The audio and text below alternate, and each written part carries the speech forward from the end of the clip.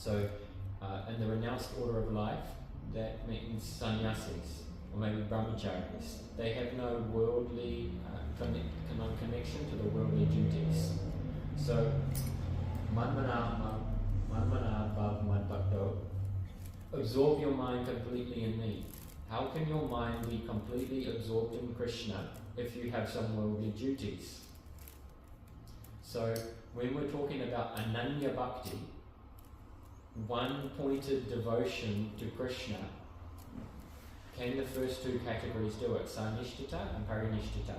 It seems like only the Nirapiksha devotees, the sannyasis or the brahmacharis, only they can be absorbed in Krishna, because the other people, they're doing some worldly things.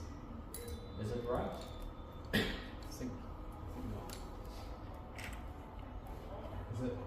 Is it what they're getting at? You can still be absorbed. Is that referring to almost be chanting during your worldly duties and thinking about how you can use that in Krishna service? So Gurudev is saying here that the Parinishtita, the middle and the third category, they can be ananya bhaktas. Because the first category, the Sanishtita devotee, they are thinking the worldly duties that I'm doing are purifying me. I'm doing my worldly dharma, and this worldly dharma is good. It's explained earlier in the Gita, like Krishna is explaining to Arjuna, you should do your dharma, etc., etc.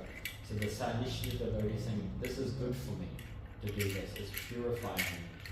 But the Parinishtita devotee, they're not thinking of that this worldly activity is purifying. Book distribution or prasad distribution amongst them,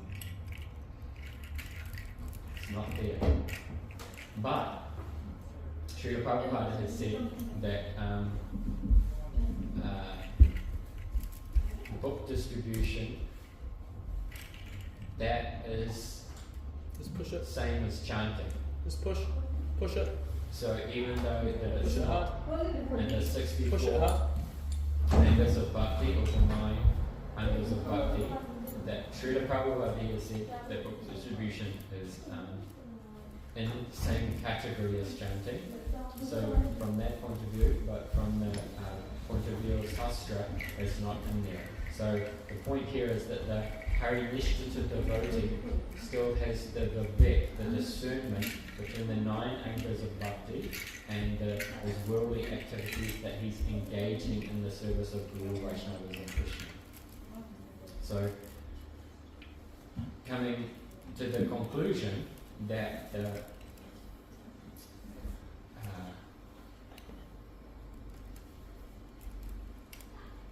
Manmana Bhakto, this verse is embodied most completely by which of Krishna's associates?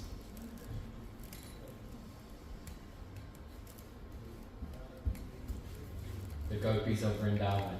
Who else? Because their mind is completely absorbed in Krishna.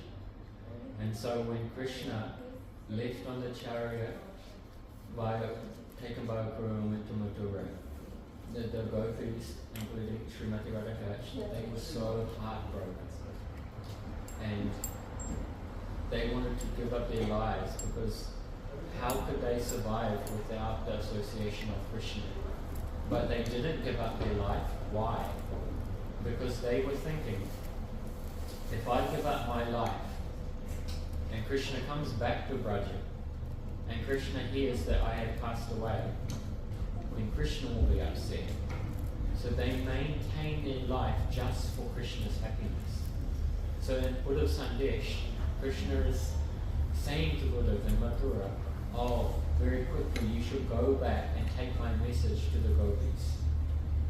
And because they are in such a dire situation, and they are in Kadamba Kandi, just outside of Nandagan, the various gopis, they were there in the ray, one drop of Srimati Radhika's life. Krishna Kanaya Lal ki Jai, Gopis of Vrindavan ki Jai, Vrishabhanu Srimati Radhika ki Jai, Jai Jai Shri Radhe Sham O Premanande. So thank you for patiently listening. Does anyone have any questions or doubts, complaints? And one thing this year, you talked about the Angas of Bhakti and how the Jewish tradition. Param Gurudev, one person once asked him about what just recently Anga of Bhakti, and his response was, when Narottam Das Thakur went and removed the stool from his Buddha, was that an Anga of Bhakti? Of course it was, because it was done in the mood of loving service. Yeah, so that's actually when you describe our acharyas as that's prema bhakti. Removing the stool of your Gurudev. So there's Guru, Sadhu and Sastra. What's written in Sastra, but also Vaishishta, special instructions from our Guru Bhagavad as well. So we should have a broad mind when we're taking these different things into account. One question related to, that Krishna, even if someone comes with a demoniac mood of aversion, approaches it in that way, and he will always give them liberation. And Gurudev talks about the 5 different types of liberation. So if they come in that mood, will they always receive it won't be, because I don't think it's not going to be a personal liberation, will they want to receive the liberation wheel on the same planet? It depends on their desire of that particular personality. So it's like Shishupal. He made 100 offences consecutively, and then Krishna took his chakra disc at the Rajasura Yagya of Yudhishthira Maharaj, and he surgically finished Shishupal. And then the song Jnanandana Salakaya Chakshu Anmilitam Yena Tasmai Shri Gurave Namah Narayana Parayana Jarankaranashana Rupa Nugametra Prema Prajanayate Namaha Namo Vishnu Padaya Radhikaya Priyatmane Shri Srimad Bhakti Narayana Nityanamane Namo Vishnu Padaya Krishna Prastaya Bhutale Srimati Bhakti Vedanta Swami Nityanamane Narayanam Namaskritya Narayanam Chaivan Narottaram Devam Saraswatam Vyasam Tato Udayam Mudirajit Sachidananda Rupaya Krishna Klistakarane Namo Vedanta Vedaya Gurave Buri Sakshane.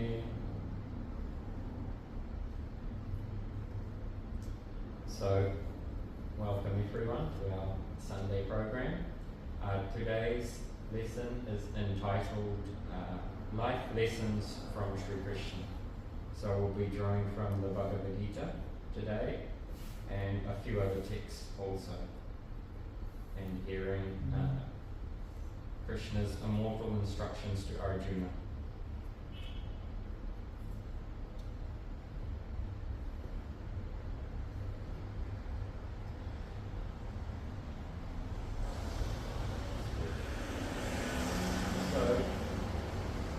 First of all, chapter 1, Bhagavad Gita.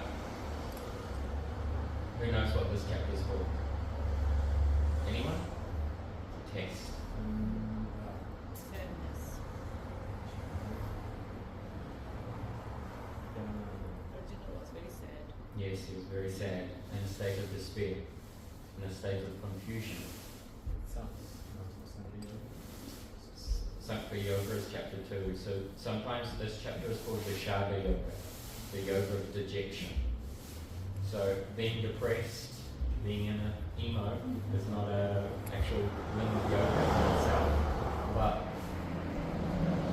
being in a state of confusion, this can give us the impetus to want to inquire, why am I here? What is life about? What is my purpose? Who am I really? So in this way, because Arjuna was in a state of confusion, then he seeked deeper. And at the end of the chapter, finally he surrenders to Sri Krishna and wants to hear instruction from him. So we can take a lesson here from Arjuna that there's one quote, one poem from St. John of the Cross, and in that poem he talks about the dark night of the soul. And actually, I think most people are familiar with this quote, dark night of the soul, but actually further in that quote, he says, in this time of the dark night of the soul, God is actually so close. So, in the tough times of our life, this can be a great opportunity to really inquire very sincerely about spiritual life. Because when things are very comfortable, when business is going nicely, you just bought your second house, you've got 2 cars, got money in the bank, who needs Krishna then? We're just enjoying. So no need to engage in spiritual life, no need to come to the Sunday program, we'll just order a pizza and enjoy it. But when things are challenging in our life, for many people, then they start to inquire about God and about spiritual life. If you're really intelligent, you'll inquire before that. But some people, there's a saying, there's no atheists in the foxholes. When the bombs are dropping during the war, it doesn't matter what your upbringing, everyone's praying to God, oh please save me. So in the tough times, people are praying to Bhagavad because they know deep down in their heart that there is a God and they're praying save me. But due to our hostility and our education, our faith is currently turned away from Krishna for many people, and we don't want to cultivate that relationship with Krishna. So, Vishada Yoga, the yoga of dejection. Srila Prabhupada here has called this chapter Observing the Armies, because we see, actually, right at the start of this chapter, Dhritarashtra, he is inquiring from Sanjaya. And Sanjaya, he's a disciple of Vedavyas. So he has been empowered with divine vision. So our Gurudev is saying, right from the start of Bhagavad Gita, this is Guru Tattva. Because Arjuna is in a state of confusion. But Sanjaya, he's been empowered with the mercy of his Gurudev. He can see, and then from a distant place, he can convey what's happening on the battlefield to Dhritarashtra. So, those who are serving their Gurudev, they can have the divine vision and they can instruct us. And just like today, Krishna's immortal words, they are continuing to instruct us. So, once there was one butterfly that was hatching, and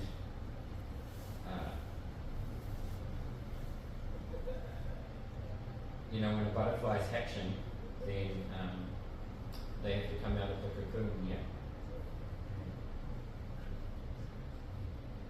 and it can be quite hard to come out of the chrysalis. So one time, one man was coming along and he was seeing one butterfly coming out of the chrysalis, and he thought, I'll just help that butterfly. So then he opened up the cocoon, the chrysalis of the butterfly, and the butterfly came out. And then he was watching that butterfly for a while, and he was thinking, I've done a very nice deed. And then actually coming out of the cocoon of the butterfly, it's quite difficult in that transition period. But the effort that it takes, it builds strength in the wings of the butterfly. And because this man had helped the butterfly then didn't have the strength in the wings of the butterfly. And then very quickly the butterfly perished. So Arjuna, he's in a state of confusion. And then towards the end of, starting from about the beginning of chapter 1, he's saying, I shouldn't fight because I've got family members on both sides. And he starts presenting actually what sounds like very sound and rational arguments. And he starts talking about Dharma and how when Dharma is lost, the chastity of woman is lost, that affects Dharma. The whole society begins to fall down when the family unit is broken. And there is some relative truth to this. And these are like very, very good arguments. And Arjuna is saying, it is better for me not to fight. I'll just give up my duty. I don't want to engage in this war. struggle, this is womb baby, karma janma, the birthplace of karma. So there's always struggle for material existence in this material world. It's the nature of this place. Don't be in confusion about it. This is not Swarga. This is not heaven. This is not Vaikuntha. There's always some challenge here in the material world. And if you're enjoying now, just very soon your karma will change and some challenge will come. So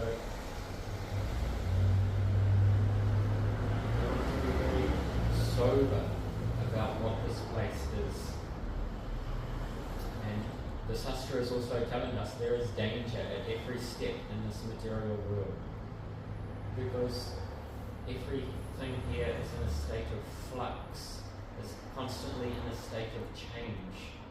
So even if we are fortunate enough to have manifest some nice, comfortable position for ourselves, this is actually coming by Paraskara, and it will not last. It's very, very temporary, very fleeting. So the struggle, it can be very useful to help us in our spiritual life. And how can we ever fly free if we don't struggle? So, if you take a very sharp rock and you put it in a river and it tumbles down the river, that rock gets polished. So, sometimes our spiritual life, we're like some chawal, some rice being cooked. And we always like to think I'm a lot more advanced than I actually am. And sometimes Krishna will take one little grain of chawal, one little grain of rice, and you can test, just by in your finger, is the rice cooked or not? But what's that cooking process? Krishna will arrange, just a few more challenges until you become pakakwa, until you become actually right.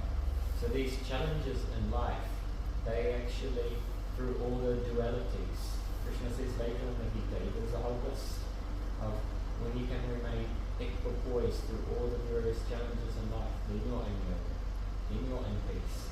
Otherwise, not just when things are going nicely for you. So, this is chapter 1. And so, Arjuna, he's presenting many, what seem like sound arguments to Krishna. But then, what's Krishna's response in chapter 2? Does anyone know? Don't lament for that which is temporary. Yes, he's saying, it seems like you're speaking very learned words, Arjuna. It's 2:11. We can actually bring this up. So speaking learned words, in fact, you're not wise because you're lamenting for that which is temporary. Yes.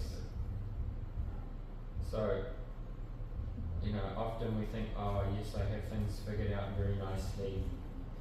I have an overview of everything. But without transcendental knowledge, we're really still lost in a state of confusion.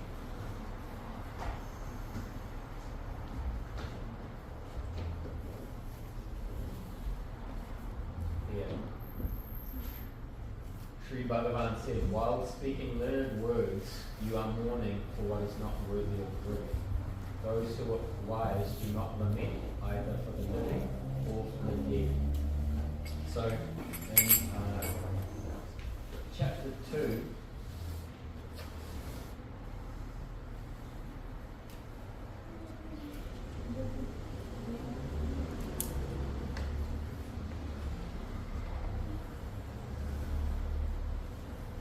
so in chapter 2, there's Sankhya Yoga. There is a lot of wisdom Krishna is sharing about one particular topic. Actually, there's many things in chapter 2, and Srila Prabhupada, he is entitled this chapter Contents of the Bhagavad Gita Summarized, because there's so much actually in the chapter. But there's one particular prominent subject in chapter 2. What is that?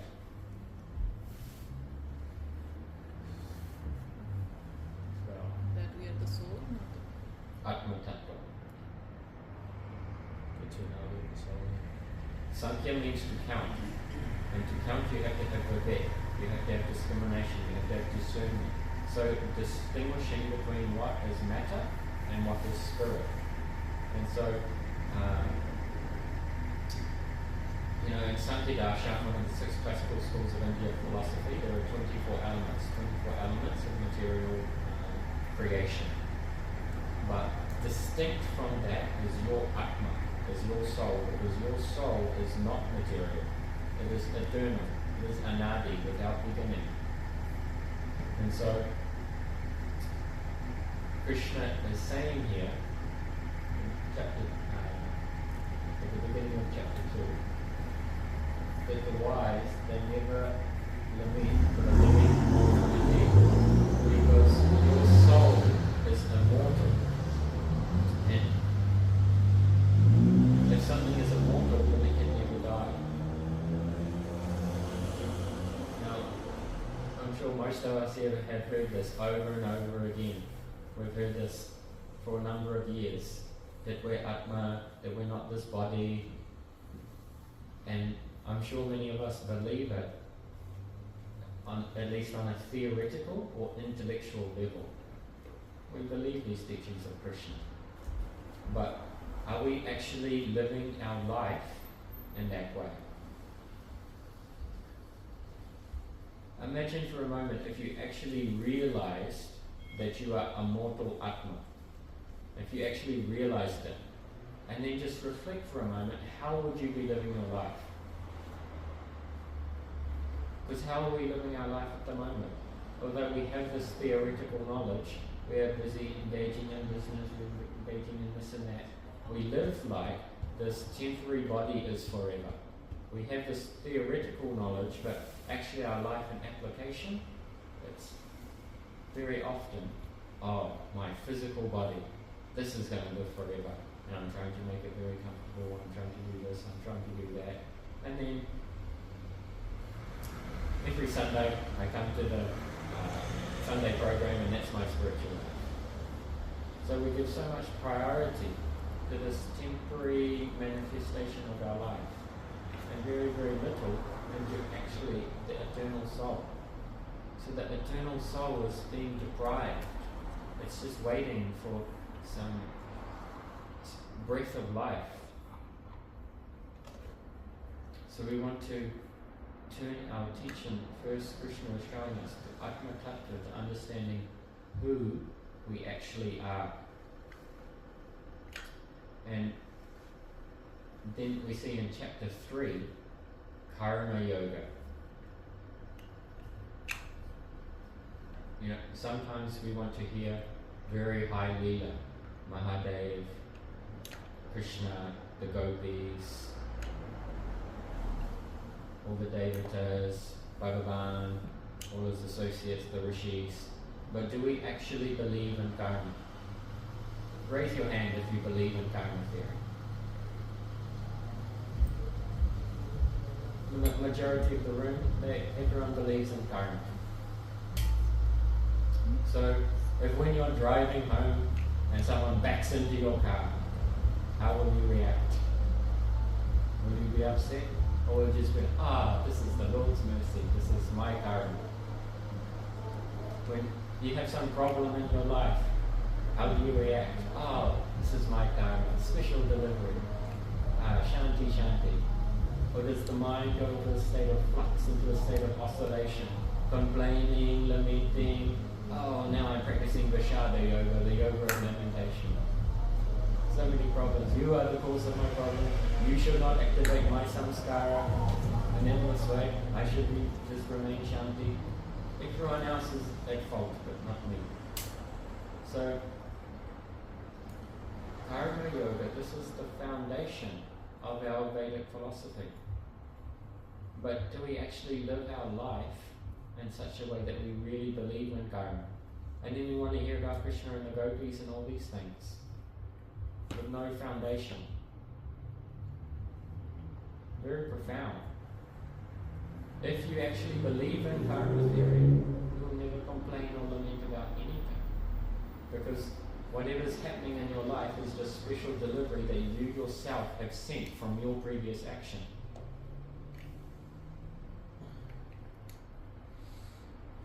So very profound, these topics. But we have this tendency in our conditioned state to take shelter of that which is not true, that which is not purnata, complete, that which is not transcendental. Many false teachers or teachings may come. Or we like to take shelter of our own mind. And these false teachings, or our own mind, it always seems to reaffirm exactly what my ego wanted. Oh, how wonderful. So perhaps you know when Krishna was just a young boy, very young, about 6 to 9 days old.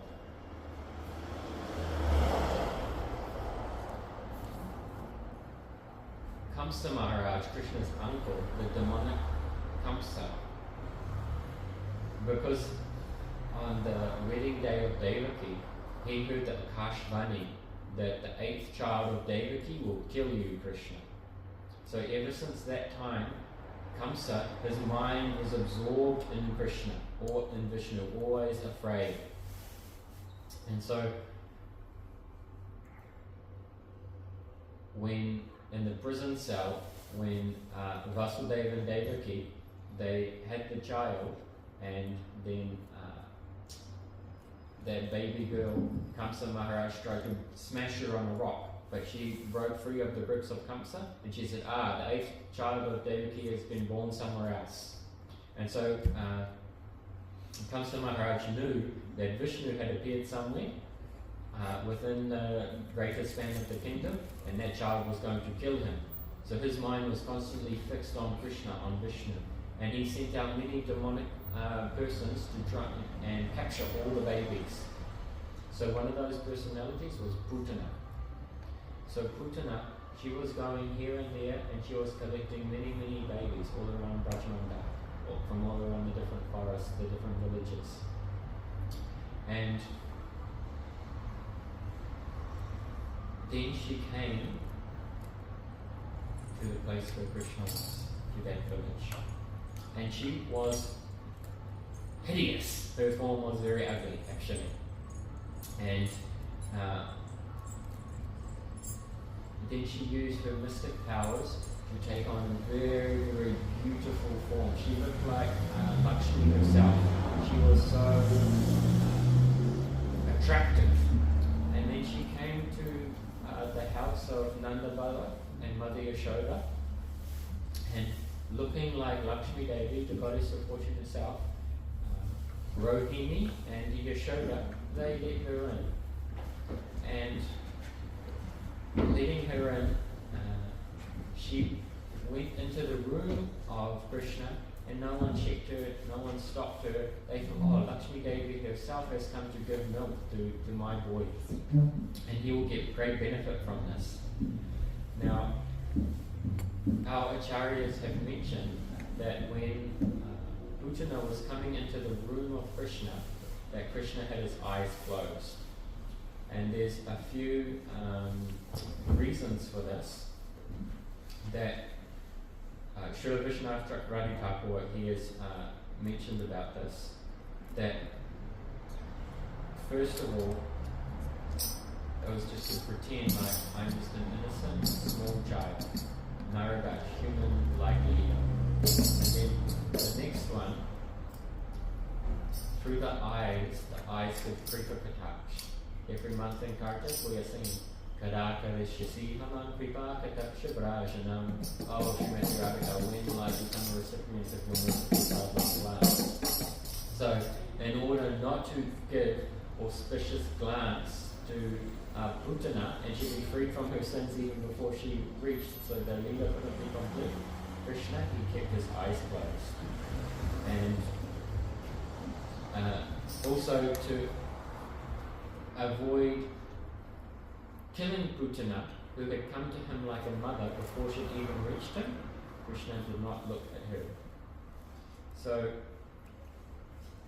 Putana came, and she was very beautiful at this point. And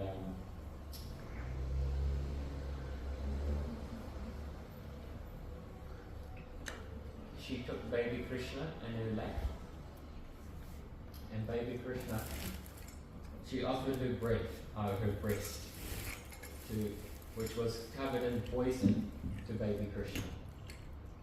And so baby Krishna, he's omniscient, he knows everything. But actually, in a previous life, Putana, her name was Ratnamala, and some say she was the daughter, and others say she was the little sister of Bali Maharaj. And so when Vamandev bound Bali Maharaj, as he was, just before that happened, as Vamandev came into the arena of Bali Maharaj, then Ratnamala, she saw Vishnu, and she was so attracted, and she had Vatsalya Bhav, motherly affection, and she said, I want to nourish Vishnu like my own son. So she had this desire. But then when Vamandev bound Bali Maharaj, which seemed unfair, then Ratnamala, she became very angry. And then she said, I want to kill Vishnu. So one, she wanted to nourish him like a mother, but then two, she wanted to kill Krishna, to kill Vishnu. So then later, she was reborn as Putana, but still she had these desires. And Vishnu, being so merciful, he thought, I will fulfill the desires of Putana. She wants to nourish me like a mother, and she wants to kill me. So Putana, she came into the room, and she took baby Krishna onto her lap. Now, just one other point with the pastime of Vamandev. When Bali Maharaj, he went down to Patalva, it was Patalva Sutta, and then Vishnu gave him a bone, and then Bali Maharaj, he asked, he should stay here and be my doorkeeper. So then Vishnu agreed, and actually Vamandev became bound by Bali Maharaj to always be with him, to always be his associate, and to always protect him, to be his doorkeeper. So actually in the end, Bali Maharaj bound Vamandev because Bhagavan is so merciful, and he's bound by the love of his devotee. So if you have love for Krishna, you become bound in your heart. So Putana, she offered her breast to Sri Krishna, and Krishna, he began to drink the breast milk of Putana, and he began to suck the life air out of Putana. And Putana, she began to scream, and she was trying to get Krishna off her breast.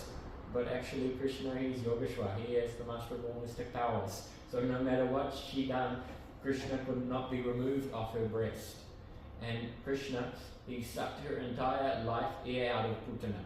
And Putana, at that time, she assumed her natural form, which was huge, like a whole mountain range, a whole demonic personality.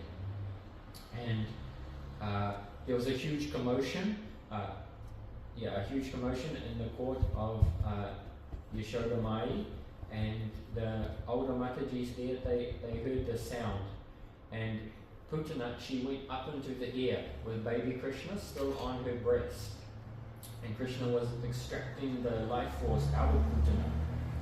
And then finally, Putana, she fell dead with Krishna on her breast.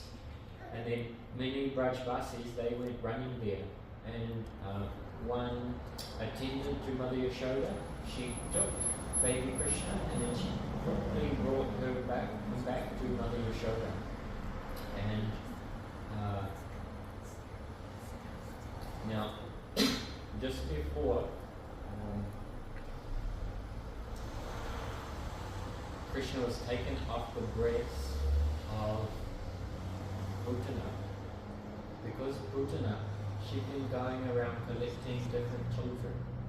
This is one rahasya, one secret of this lady.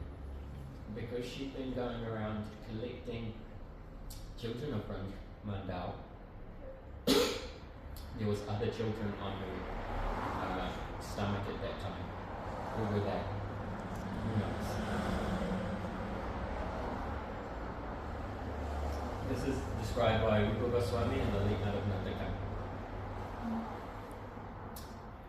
When Putana was flying through the air, some of those children dropped. One of them was Chandravali. She dropped into the Bishmak River and she went there and she became later known as who? Rukmini in Dwarka Leela. But still on Putana's stomach was Radhika. So this is the first meeting of Radha and Krishna in this Leela, because Radhika was still on the chest of Putana, and then she was taken by Mukara, and then she was grandmother of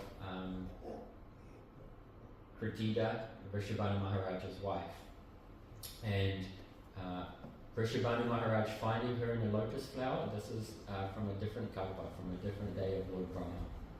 So Putana, she was finished after that. But because Krishna is Karuna Sindhu, an ocean of mercy, and Putana had come in the disguise of a mother, and actually inside she had that unfulfilled desire to serve Krishna in Vatsalya Bhav, parental mood. Krishna bestowed her that benediction in the spiritual world. So all Leelas, they find their reconciliation in Krishna Leela. Now, we're talking about Bhagavad Gita, chapter 1, 2 and 3, and now we've jumped to 10th canto, Bhagavatam. What's the relation? Can anyone guess? Past life karmas. Past life karmas, yep, this is definitely one of it. Shouldn't lament for Putana. Shouldn't lament for Putana. She was liberated by Krishna. Yes, Krishna is so merciful. Even if you come to kill him, he will give you liberation. No other form of Bhagavan does this. Only Krishna. So even though she wanted to kill Krishna because she had that desire, that's such a strong desire to serve him in Vatsalya Bhav, that's why he granted her that. Krishna is the only form of Bhagavan who gives mukti even if you come to kill him. Kamsa Maharaj, Shishupal, even Lord Ram doesn't give mukti like this. Only Krishna. That's why Krishna is avatari, the origin of all avatars, Swayam Bhagavan. All loose ends from all other leelas of the Lord, they are tied up in Krishna Leela or Gora Leela. Because Krishna is the full stop, Swayam Bhagavan. So how wonderful is Krishna Leela. And Srila Bhaktivinoda Thakur, because Krishna's Leelas, they are unlimited and multi-dimensional and multifaceted. The relevance here for the subject what we're talking about today is Srila Bhaktivinoda Thakur said, what Putana, what she represents is false guru, false teachings and false teacher, because she comes in a guise of someone else, someone very lovely, someone who's about to give care, but really she has sinister, ulterior motives. So we are, as we go deeper into bhakti, we realize that we have so many anarthas in the heart, so many unwanted things, greed, lust, anger, envy, all these things are giant roadblocks in our obstacles in our spiritual development. And how can we remove these things? How can we remove anartha, anger, krodh, moh, glow, all these things? You know, Krishna says later in Gita that when there is anger, your intelligence becomes lost, your discernment becomes lost, your intelligence goes completely out the window. So how can we get over these things? Just by hearing about Krishna Lila, these different aspects of Krishna Lila, they will purify your anarthas. Because each of the asuras in Krishna Lila represents different anarthas. So just by hearing about the pastimes of Krishna, Jeto Dapanamajana, all the heart becomes polished. The mirror of the heart becomes polished. So how wonderful is Krishna Lila. And then if you go to that place in Braj Mandal where the Lila has taken place, due to the benediction of Narada Muni, then not only will your anarthas be removed, but you will be praying. So how powerful is Padanam Sevanam, going through the pastimes of the Lord, going to the holy Dharma of the Lord. Very, very powerful. So these pseudo-gurus, these different teachers, they can come in many, many different forms. And often we're very attracted to them because they package material desires that we have in spiritual clothing. And because that seems very attractive, oh, we go running. But these are like gita. And one translation of guru is heavy. Guru can be very heavy. And sometimes, particularly if Guru is giving a lot of mercy, he may be very harsh on his disciple. But this is actually because very quickly he's giving mercy to purify you. And his instructions may seem like heavy, but it's helping us advance very, very quickly. Now, let's continue in Bhagavad Gita. So, chapter 4, Kama Sannyas Yoga. Jnana Yoga, chapter 4, chapter 5, Kama Sannyas, and then chapter 6, Jnana Yoga, yogic meditation. So Arjuna, he's in a state of confusion, he's in a state of lamentation, and then he has the ability to surrender to Krishna.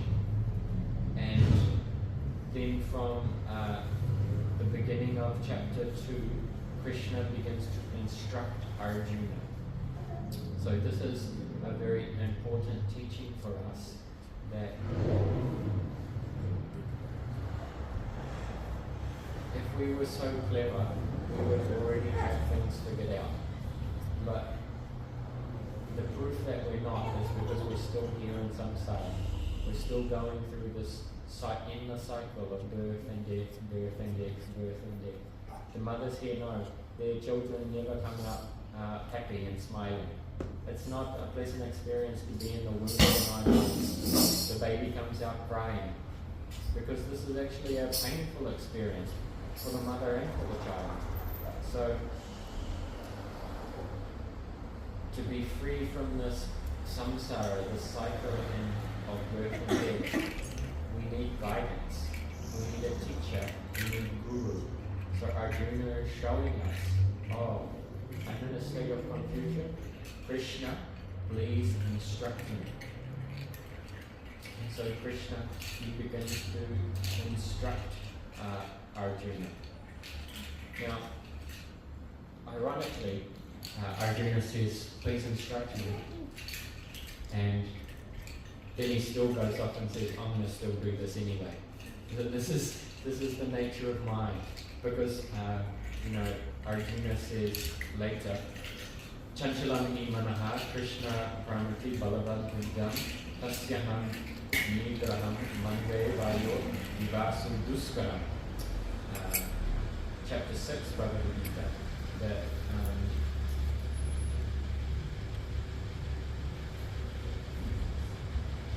the mind is very, very difficult to control. Even more difficult than controlling the wind. How difficult is it to control the wind? It's impossible. So, how practical is it to try and control the mind? We can try many times to try and control the mind, but actually it is not easy situation. So, Chaitanya Mahaprabhu here said that the easiest way to control the mind is to chant Hare Krishna, Krishna Krishna, Hare Hare, Hare Rama, Rama Rama, Hare Hare. In chapter 6 there's actually many slokas to give practical advice to control the mind. Chapter 6, Jnana Yoga. And Krishna also gives instruction, sit down in a quiet place and absorb yourself in me. So every day we should sit down, switch off our phones, isolate ourselves from any distraction and absorb ourselves in the holy name. Put your mind in the mantra and the mantra in your mind. And so they become fused as one, and gradually we become completely absorbed in Krishna. Because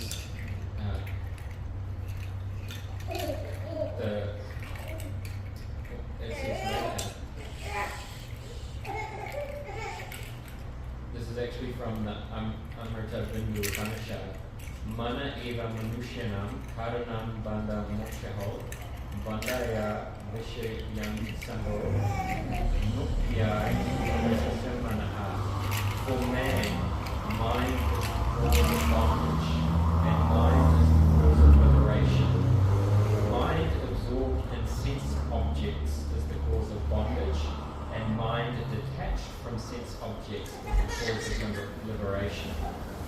And Krishna says in 6.5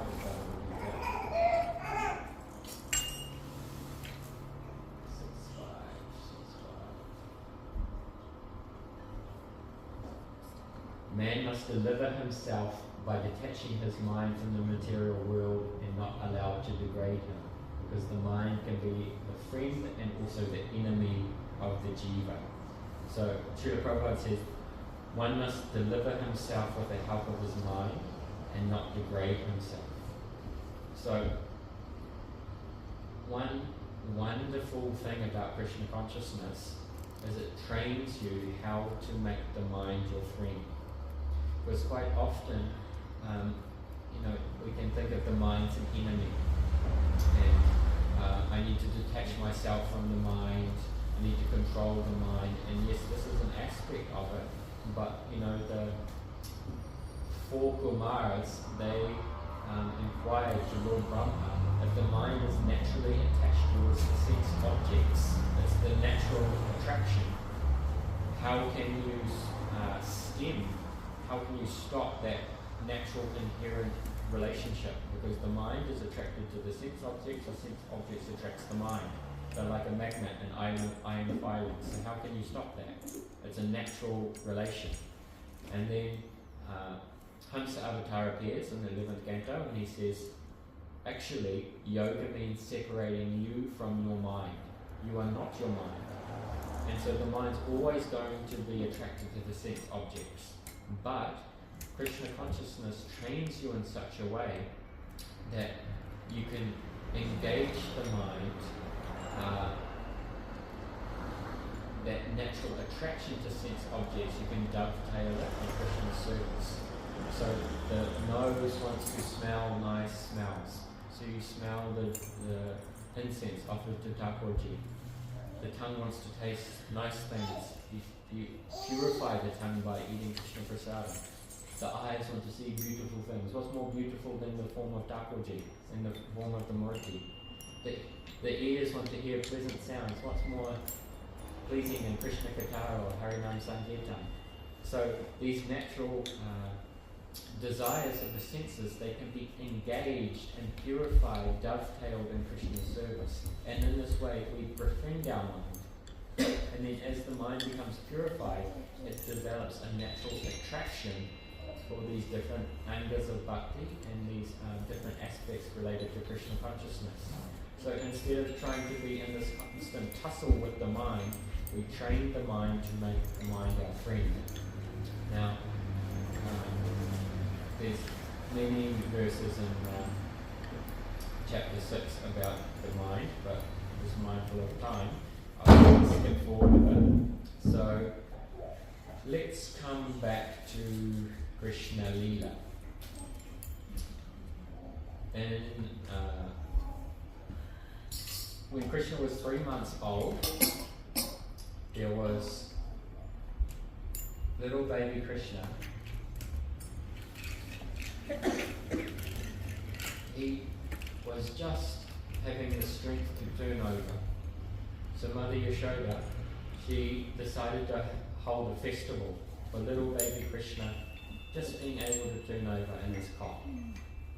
And so she organised a big festival with many brahmanas, got all the Brajvasis together, Nanda Baba was there, and she took baby Krishna and she put him on a swing bedecked with jewels, fine, nice cloth, and the brahmanas, they were chanting mantras, and a yajna was held.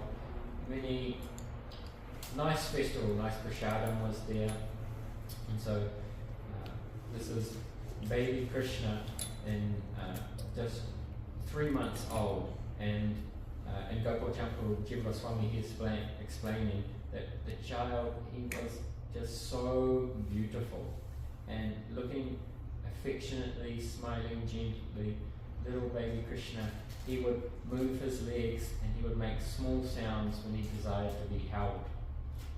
And then when he was not held, he would start to cry. So mothers probably know this, when the little baby wants to be held, but it's not held, but the child starts to weep. And then when Krishna was held, he'd start to smile, he'd start to laugh, and then as soon as he was put down again, he would start to cry sometimes. The little baby Krishna was like this, so cute, you know. And also Krishna, he would drink the breast milk of Mother Yashoda, and her breast milk, it is not just ordinary breast milk, it is liquefied Vatsalya brain. It is liquefied parental love. This is the breast milk of Mother Yashoda. So little baby Krishna, he used to drink this, and then very soundly he would sleep and he'd wake up nice and refreshed. So this festival was going on, and little baby Krishna, the festival was coming towards an end. The brahmanas had done their duty. So then Mother Yashoda decided to take Krishna out of the swing and put him in one cart, so Krishna could rest while she was attending the rest of her duties. And so meanwhile, another demon of Kamsa Maharaj, he had been sent out to collect children. So that demon, he was disembodied and he was flying through the sky, and his name was Shakatasura. And so he knew just 3 months earlier, Putana had been killed. And Putana had taken on a disguised form. So he thought, I will not take on the form of a human being. I will do my duties in another style. So then, in that cart, Shakatasura, he entered into that cart. And little baby Krishna, he was sleeping peacefully, but then he sensed that that demon had entered into the cart. And Sukadev Goswami, he's saying in the 10th canto that, so this happened after Mother Yashoda had completed the bathing ceremony for the child, and the brahmanas had chanted their mantra, and he was sleeping peacefully. So Mother Yashoda, she actually laid down with Krishna in the cart until Krishna was sleeping. And then when Krishna was sleeping, then she got up to do her duties. And Mother Yashoda, she was absorbed in the Uddan ceremony, and she was receiving guests and offering clothes and cows and garlands and grains and all these kinds of things. And Shakatasur, he entered into the cart and he became very, very heavy, a lot of weight, and he was trying to crush Krishna with the weight of the cart. But then little baby Krishna, just with the tips of his toes, very easily, he reached out and touched the axle of the cart.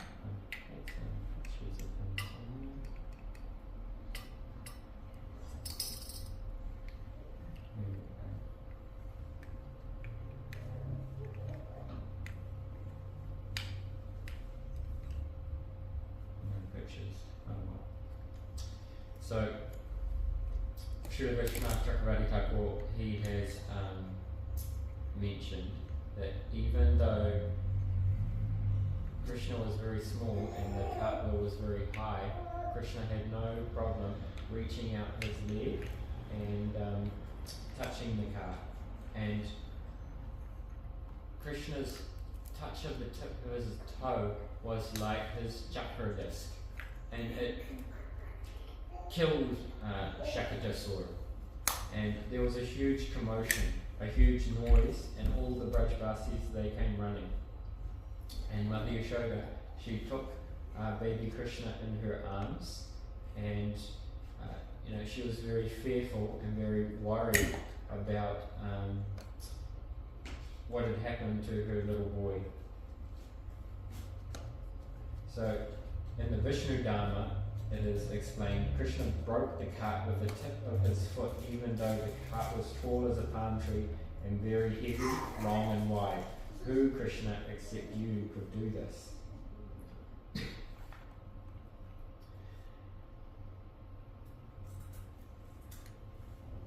And so the cart made many groaning noises, and it fell apart to pieces. And Mother Yashoda, just bursting through the onlookers, went there and took Krishna in her limbs.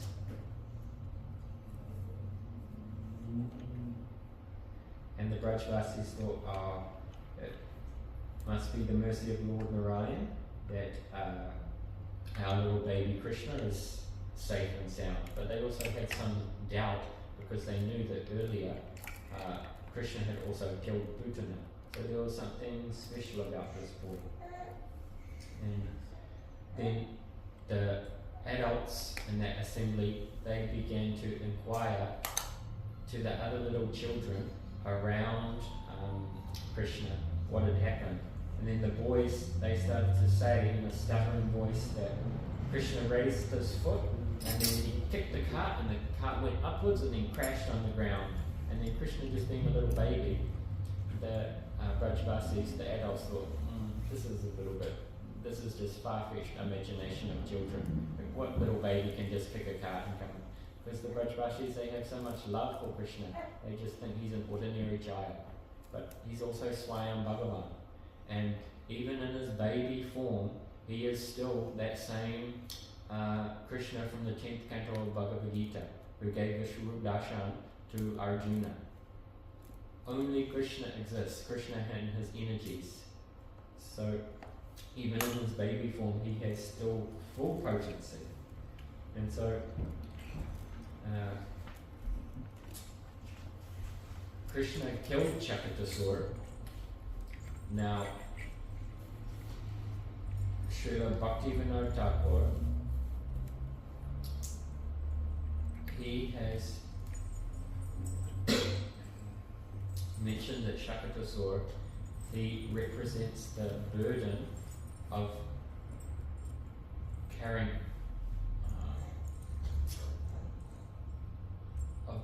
he's the burden of the Shukshma Sharira. The Shukshma Sharira means the subtle body, but in the subtle body is the ego, the mind,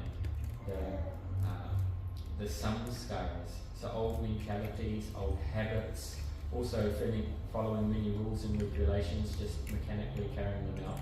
So maybe some of you have experienced that when you have some problem in your life, problem meaning you have some psychological issue, you have some trouble with some person, you have an issue with some person in your life, it's such a heavy weight.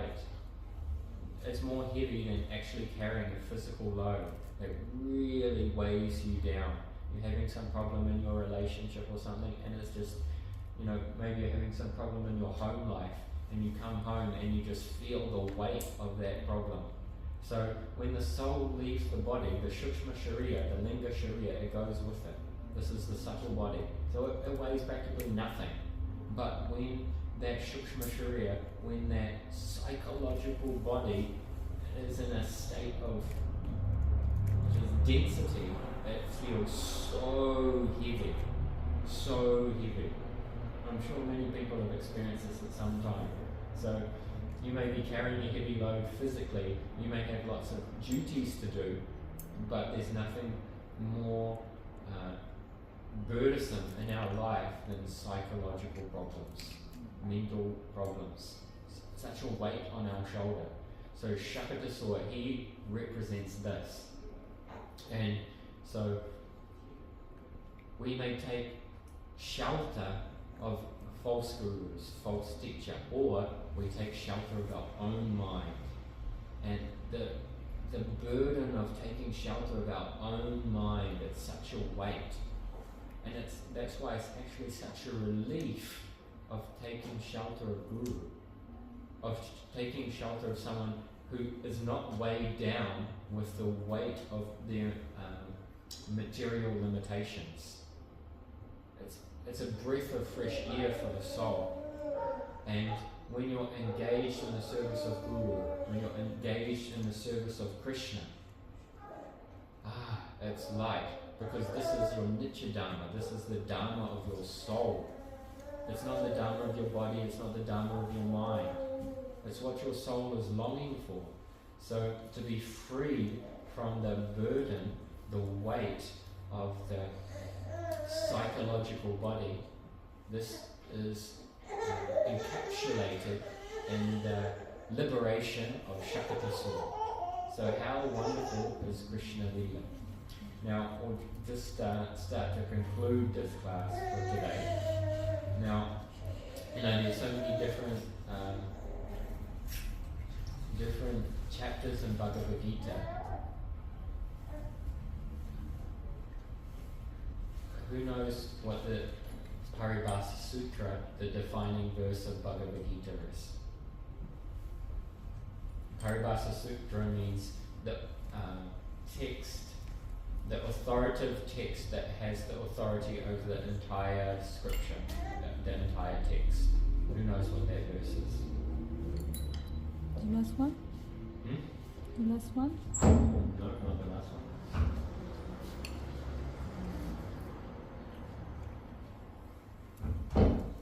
Any guesses?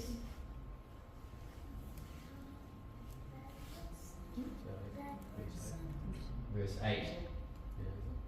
Chapter 8. No. Bad person. Hmm? Bad person. Bad person? Not quite. It's in chapter 9, I'll give you a clue. I thought someone might say Sabdanam Pratitya Janam Mekam Sharanam Braja. But no one even said that.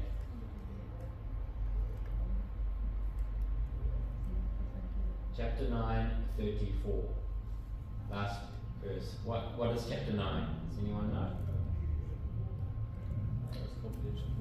Yes, Rajaguya. If you have a treasure chest, the treasure chest has a base and it has a lid. And inside is the treasure, the gold. So there's 3 sets of 6 chapters of Bhagavad Gita. And so right in the middle, chapter 9, Rajaguya, the gold of Bhagavad Gita, Bhakti Yoga. So, and then at the end of chapter 9 is the Paribhasa Sutra, the most important verse of the entire Bhagavad Gita. So that is find it somewhere. Really.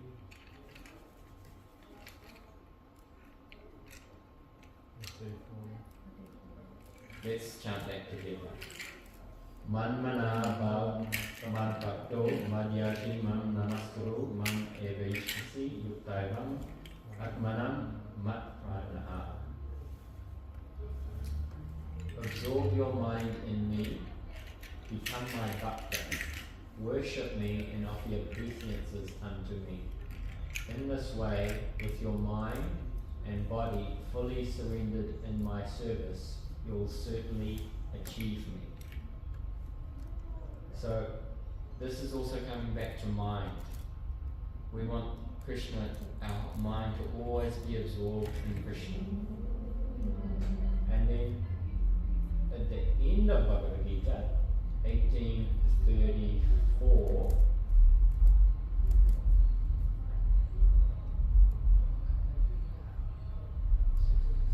sorry, 1860.